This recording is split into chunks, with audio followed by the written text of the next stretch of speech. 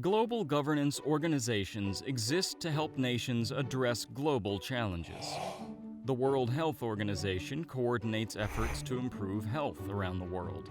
The G20 helps coordinate global economic policy and works to prevent financial crises.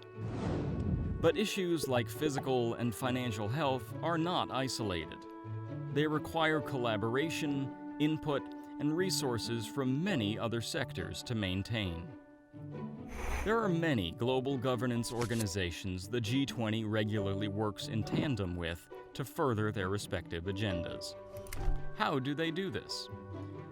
Each organization offers their specific expertise for analysis and representation at G20 working groups. Composed of experts on a wide range of topics, from finance to education, working groups decide which issues to address and develop policy recommendations to bring to the G20 leaders. They help set the agenda for annual summits and assist in collecting data to inform policymakers. What are some of these organizations and what role do they serve? The Financial Stability Board, established in 2009, assists the G20 in ensuring financial stability around the world. By promoting the sharing of information between financial institutions, helping to coordinate regulatory policy, and identifying risk amongst financial sectors, they work to keep global financial markets stable.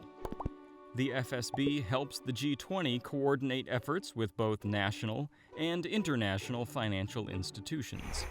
They encourage these institutions to have more capital available and to increase transparency to avoid financial collapse.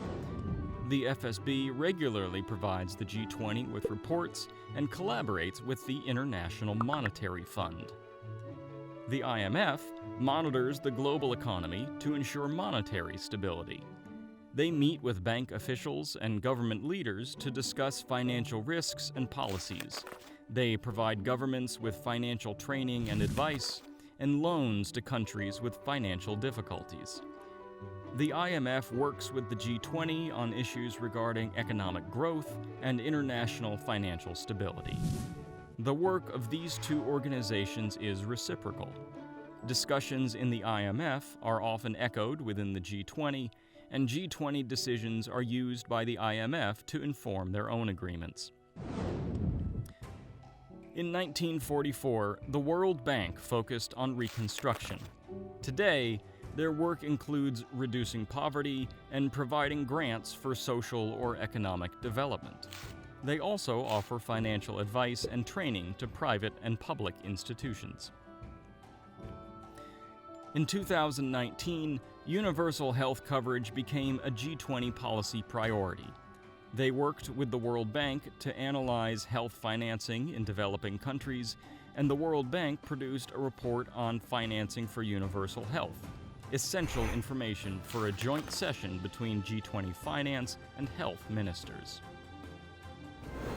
The International Labor Organization strives for improved working conditions and the decent work agenda, including fair income and workplace security.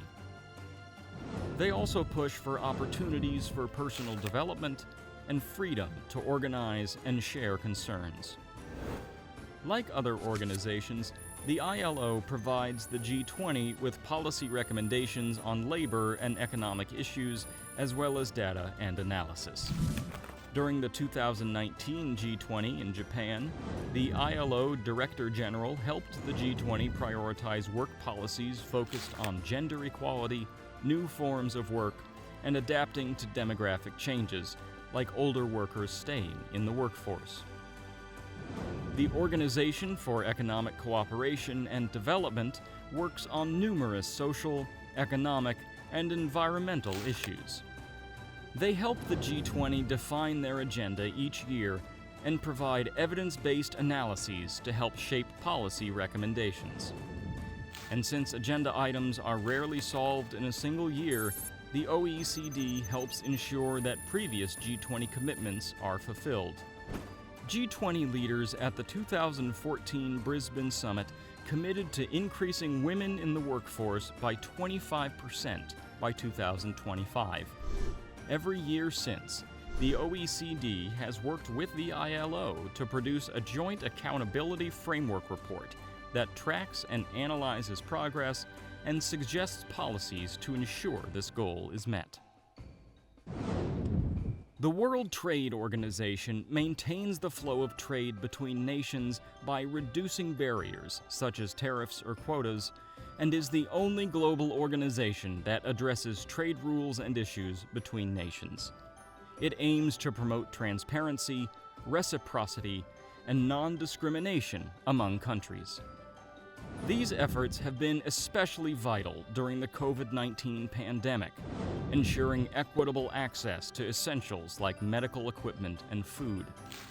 The WTO and G20 also worked to keep global supply chains open while keeping workers safe and healthy. These land, air, and sea networks move essential goods and assist the travel of health personnel to regions that need them. Without support from these global governance organizations and others, the G20 would not be able to effectively address nearly as many pressing issues around the world.